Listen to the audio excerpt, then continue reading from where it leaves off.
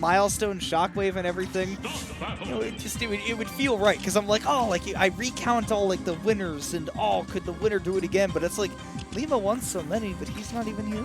Imagine, right? Like we saw so many of these old faces.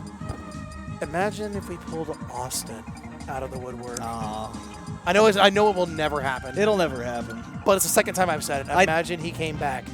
He is going to be like a forever, just like in a Twitter power scaling war of players. Like that's where the legend lives now, is that it's going to be like, okay, but Austin though. But Austin at the start of this game though, actually. By the way, speaking of great Texas players, I just want to give a shout outs to all my haters who were just like, when I was saying at the start of the year, I was like, let's go Shattuck, that's my top 10 player, and they were all hating, and they were all just like, oh, he hasn't proven that yet. Look at you now. That's my top 5 player. Look at you now. Egg on your face. Anyways, Shattuck is not here, but MuteAce is coming from out of the DFW region, fighting up against Yanni. And boy, I mean, post-COVID for a little while, especially right after MuteAce moved here, I mean, every single regional, these two had a banger set. Oh, 100%. Yanni he was in his prime. He was in his prime for Steve content. He was in his prime of Steve play. Tons of things that he was doing, exploiting every bit of just like mechanic, tech, whatever you want to call it with this character. He was exploring all those options, kind of akin to the way Hippo approached Kazuya in the beginning. Yeah, it was just, hey, I'm going to find all the crazy stuff that's just going to work if I'm good enough. And that's what Yanni does, right? It's if you get opened up by the wrong thing one time, you're going to go for a ride. And look, I'm going to tell you, because I've seen Yanni play a few times. I definitely saw him back at a Genesis. He has not lost his luster. This guy's still got it. And beautiful, beautiful wall placement right there, making sure he is secure and everything's still techable at this moment in time. He's able to keep himself alive, placing these barriers. And I mean, again, putting himself in advantageous positions. I don't think he's too far out of the running for possibly securing this first stock. But then again, you're looking over at MuteAce as your opponent. It's going to be tough, but as soon as I say it happened, it's almost like I manifested it.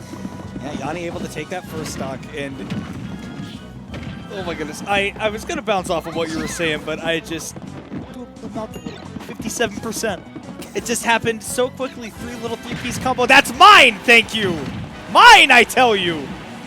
184%. You thought MuteAce was the survival master? Wait till Yanni build up some stone. Uh-oh. Like, this is ridiculous. These walls they're doing everything. They're quite literally backpacking his gameplay. How is that techable? What? How is that techable? I'm out. Yeah, I'm done. Yeah, bye. See you later. There's no way. Yeah, that one's got to go 205 on the cleanup. And I mean, a diamond to boot as well. We've got a little gold in the reservoir. We've got some red stones. More gold right there. And we're just talking about, like, what? Oh, so you want to keep bumping He has not lost his luster. I'm telling you, this is the same Yanni you fell in love with. Absolutely. You want to fight the wall? Guess what? I'm just going to build it higher. Oh my god, I've missed this set particularly, but man, have I also just missed Yanni.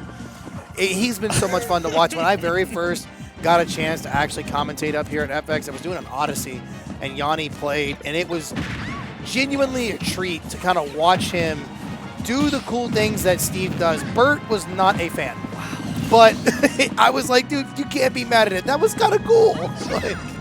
Dude, I mean, this guy just, when he took a break for a while because he just was not having as much fun with the game, wanted to focus on some other personal stuff in his life, and that worked out great for him. Oh my goodness. The pan to take him off the top? At 110? That did 17 and sent him off the top. I mean, yeah. I mean, yeah. 76% though off of this quick juggle from Yanni though. And I mean, again, just going back to what I was saying, when he is playing like this and he is having fun with the game, it puts a smile on your face. Like, I don't care, like, yeah, oh, I hate Steve, I wish he wasn't part of the game. Well, he's here!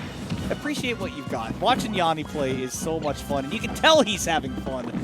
MuteAce at 130%. He just needs to catch him slipping one time. He's got the diamond tool, so a back air will be enough to do it. Forward air near the ledge might even be as well. Obviously up smash, but that can be a big risk because Mute has him at 82%, and it could do something, but look out! That was like the Austin Powers steamroller scene. It's just, no! I mean, choo-choo, the minecart is coming through. For you. Absolutely. It was genuinely a heat-seeking missile.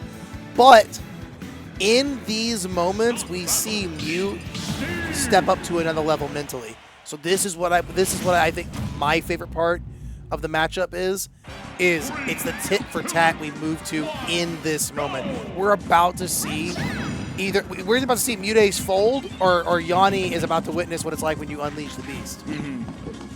That's a MuteAce to definitely turn things around here, right? Be able to respond, because that's what he's so good at. Again, Yanni has not lost his shine, man. I mean, you see him doing those combos are not easy. I just want to point out, because you watched Varun and DJ Dom both play earlier, right? 2 Steves right before this, and they're still not hitting combos the way that Yanni does. Because those combos are difficult, and Yanni has lapped those out like crazy. And speaking of combos, MuteAce getting a nice one done there as well. Take some shield damage for your troubles, but will get away. Ooh, barely got burned, but did not get taken off the top, so these two go right back to a little bit of scrapping.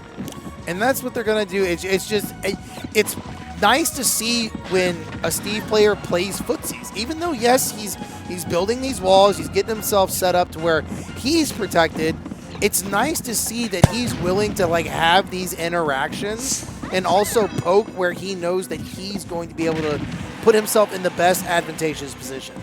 Speaking of advantageous positions, standing in front of blocks, that is advantageous as it gets. Look at Yanni with that clean movement, turning around on that anvil, getting that back air out right quick, and because he had that gold pickaxe, I was trying to remember what that thing was called, coming right off of that anvil, got it out quick enough to put on that pressure for MuteAce and just dash away. But dash attack, not enough to take him off the top. Gold tools, not the strongest in Minecraft Steve's arsenal, and man, both of these players still not finding that first stock. And it's crazy. He's now picked up a couple of diamonds. He has the ability to, he's going to make it, might as well. You've got plenty in the tank. I mean, I think he's got 3 so far. 2 for sure, maybe 3. I wonder if he builds these stone walls, does it reduce his knockback or the hit? Is that why he's able to attack him? Yeah, because if you're getting hit off of something, you change the direction, it's going to, obviously you've already taken some of the knockback, so yeah. You're not going to go, and the other thing is that, if somebody hits you with that back air and you're right up against the ledge, I mean, you're flying all the way across PS2 now. Correct. Not just directly into the blast zone. So yeah, I mean, obviously big boost for Yanni to be building up those walls. And boy, he's going to continue to do it because he's got that diamond again. There's not been a shortage of resources for Yanni in this set whatsoever. 3 hits, and he's already in the percentage lead. 5, and he's almost dang near 6, doubled it. And he could take MuteAce into the blast zone. Dude, we count him up. It's just these singular hits with diamond ever so proving how crucial of a resource it really is. This is what's so scary about fighting Yanni, is that he's never been, I'm going to, wow, okay, it's the second time with the pan there. I was going to say, he's never been, the type to just make, the most ridiculous, in-the-moment adaptations. You'll talk to Yanni, he'll tell you he doesn't have, the craziest reaction times or anything, but he is one of those players where just, if you give him one opening, he will do a ton of damage, so you want to play careful, but if you play too careful, he's going to build up those resources, and then that gets magnified.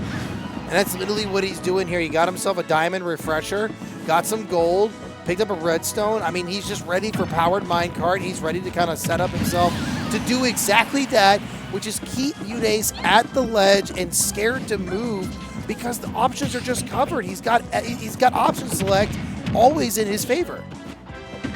I like the mix-up. Nice little reset there from Yanni. Not going for another forwarder, but just seeing if he can get MuteAce to fall into the loving hands of that up tilt. But not able to continue that combo. I think what's probably going to determine this game is if Yanni can catch one or two more of those situations where MuteAce is, like you're saying, either standing still or pulling a turnip, because we've seen a couple of times MuteAce has gotten punished big time by, we saw Power Rail Minecart to end that last game, and we saw an Anvil take that previous stock because Mute's not picking his spots to get those turnips. And Yanni with the back air that hits like an up air, and he is excited. He hit the woo!